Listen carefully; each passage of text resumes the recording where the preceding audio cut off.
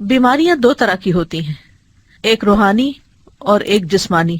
جہاں تک جسمانی بیماریوں کا تعلق ہے تو اللہ سبحانہ وتعالیٰ نے ان کے لیے زمین سے چیزیں پیدا کی جن میں انسان کے لیے شفا رکھی، اور جہاں تک روحانی بیماریوں کا تعلق ہے تو اللہ سبحانہ وتعالیٰ نے ان کی شفا کے لیے قرآن نازل کیا۔ بہرحال کوئی بیماری ایسی نہیں کہ جس کے لیے اللہ نے دوا نہ اتاری ہو۔ اسی سلسلے کی یہ حدیث ہے، ان ابی ہریرہ رضی اللہ عنہ ان النبی صلی اللہ علیہ وسلم قال ما انزل اللہ داء الا انزل له شفاء، کتاب الطب۔ ابو ہریرہ رضی اللہ عنہ نبی کریم صلی اللہ علیہ وسلم سے روایت کرتے ہیں، آپ صلی اللہ علیہ وسلم نے فرمایا، اللہ نے کوئی ایسی بیماری نہیں اتاری جس کی دوا نہ اتاری ہو۔ ما انزل اللہ داء، یعنی اللہ نے جو بھی کوئی بیماری پیدا کی ہے اس کے لیے شفا کا سبب بھی پیدا کیا ہے،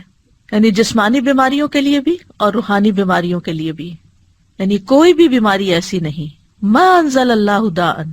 الا انزل له شفاء، مگر یہ کہ اس کی شفا بھی رکھی ہے اللہ نے۔ تو چونکہ اللہ سبحانہ وتعالیٰ نے آسمانی اسباب کے ذریعے بیماری کی شفا کو پیدا کیا تو اس کے لیے اتارنے کا لفظ آیا ہے، انزلہ، اتارا۔ انزال کے کئی ایک معنی علماء نے یہاں پر کیے ہیں۔ ایک قول یہ ہے کہ اس کے اتارنے سے مراد یہ ہے کہ اللہ نے اپنے بندوں کو اس کے متعلق آگاہ کیا ہے، یعنی خبردار کیا ہے، بتایا ہے۔ ایک اور قول یہ ہے کہ رسول اللہ صلی اللہ علیہ وسلم نے ہر بیماری اور اس کے علاج کے متعلق عمومی طور پر خبر دی ہے، یعنی بیماری بھی ہے، اس کی بھی خبر دی، اور علاج بھی ہے۔ ایک قول یہ بھی ہے کہ ان دونوں کے اتارنے سے مراد ان کو پیدا کرنا ہے اور ان کا زمین میں رکھ دینا ہے، یعنی جیسا کہ حدیث میں اس خبر کی طرف اشارہ ہے کہ اللہ نے جو بیماری رکھی اس کے لیے علاج بھی رکھا، یعنی زمین پر رکھا۔ اور ایک اور قول یہ ہے کہ ان دونوں کے اتارنے سے ان کا فرشتوں کے ذریعے اتارنا مراد ہے، وہ فرشتے جو انسانی مخلوق کے نظام کے ساتھ مقرر کیے گئے ہیں۔ تو بیماری اور اس کا علاج فرشتوں کے ساتھ نازل کیا جاتا ہے۔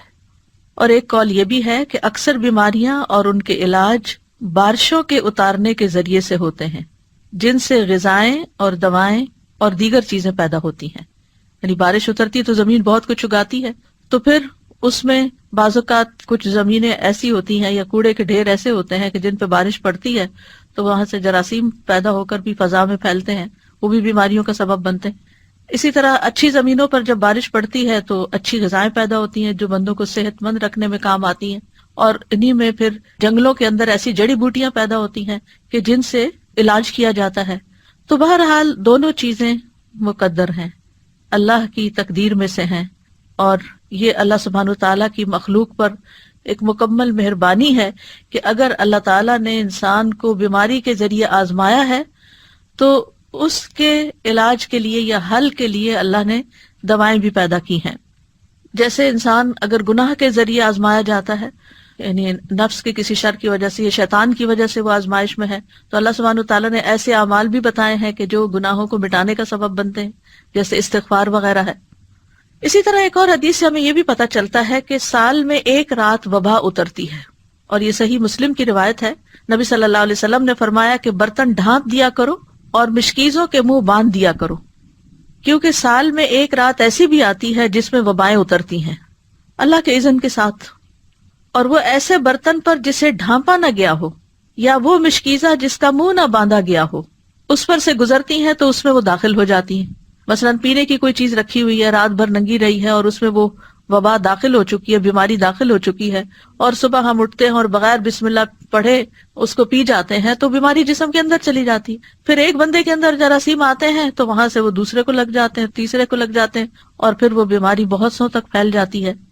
تو بہرحال بیماری بھی اللہ کے اذن سے ہی آتی ہے، اور ہمیں اس معاملے میں احتیاط بھی کرنے کی ضرورت ہے، اور دوا اور علاج کی بھی ضرورت ہے۔